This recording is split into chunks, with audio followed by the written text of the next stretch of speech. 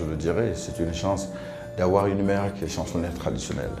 Et ma mère m'a nourri, et vous savez, ma mère, mon père et ma mère se sont séparés à un 30 ans. Et donc j'étais le dernier, le petit bébé qui restait dans sa main.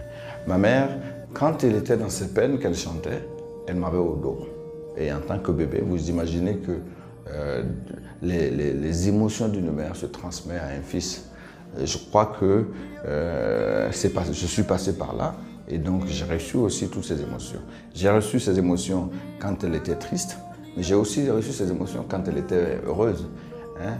Quand elle chantait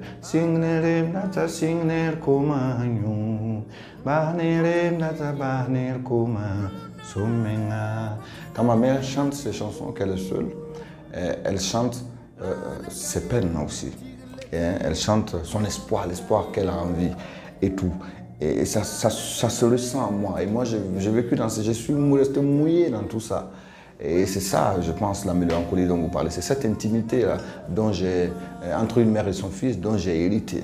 Cette intimité-là se déteint dans ma voix. L'autre chose qui est spirituellement explicable, c'est le fait que ma voix, ma voix sonne comme une voix interpellante. Et donc, c'est une voix sûrement qui, traitant de thèmes très réalistes, va vous paraître mélancolique parce que moi, je traite des thèmes qui touchent les gens. Et généralement des thèmes comme l'éducation des enfants. Et je vais le prendre avec un ton de telle sorte que tu vas sentir ce truc qui touche. Et sûrement vous allez dire que c'est ça la mélancolie. Alors aussi le dernier point, c'est le fait que mon public il est de partout. Vous savez, mon public il est de partout. Aujourd'hui j'ai joué dans des pays comme l'Indonésie, j'ai des fans qui m'écrivent de l'Indonésie, j'ai des fans qui m'écrivent de l'Amérique latine.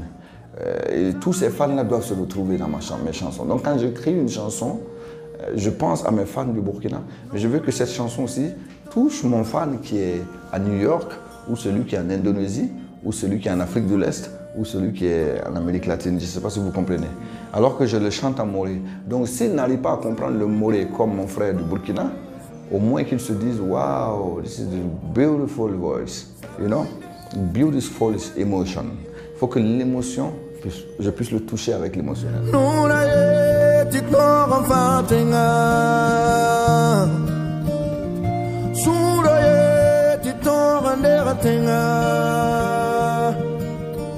C'est le cas. En lançant Poko, c'est vraiment le cas. Nous voulons diversifier notre assiette d'écoute parce que c'est important, il faut le dire comme ça.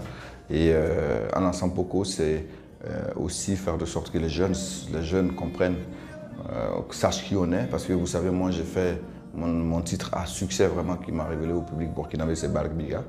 Et entre Barak Biga aujourd'hui, il y a tellement d'années qu'il y a des jeunes qui ne me connaissent pas. À ces jeunes-là, qu'est-ce que je fais pour aller vers eux? J'ai envie de leur parler parce que mon message aussi les intéresse. Mon message doit toucher toutes les générations. C'est pour ça qu'on travaille à ce que la rythmique évolue, parce que la musique aussi évolue, sans que le message ne soit, sans que le style, la personnalité ne soit écorché, mais que le message, musicalement, quelque chose évolue, et que ça puisse intéresser les générations, jeunes générations, pour que ce que nous avions aussi à partager, ils puissent aussi l'entendre et que ça puisse les impacter positivement. Wende tuntinga tananya bre